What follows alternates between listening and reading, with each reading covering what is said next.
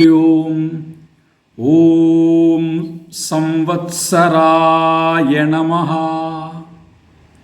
இது 91வது மந்திரம்.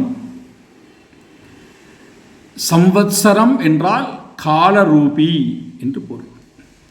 யார் ஒருவர் காலஸ்வரூபத்தால் இந்த உலகத்திடத்திலே நிலை பெற்றிருக்கிறாரோ, காலனாக யார் நிலை பெற்றிருக்கின்றாரோ அவருக்கு பெயர் சம்வத்சரஹா என்று பெயர்.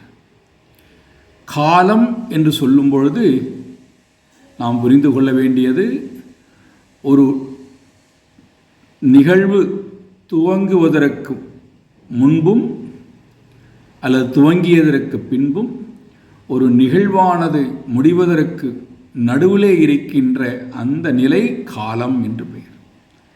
அப்படி பார்க்கின்ற நேரத்திலே மனம் என்பதுதான் காலத்தை நமக்கு கொண்டு வந்து கொடுக்கிறது.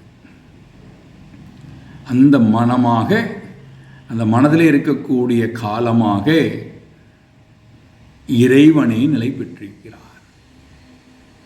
அதனால் தான் பகவான் கீதையிலே சொல்கிறார், நான் காலனாக இருக்கின்றேன், காலோஸ்மி அகம்.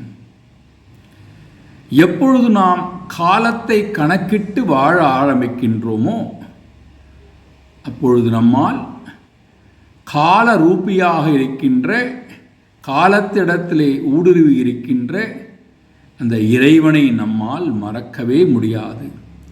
காலத்தை நினைத்து கொண்டே நம்முடைய வாழ்க்கையானது நகர்ந்துவிடும்.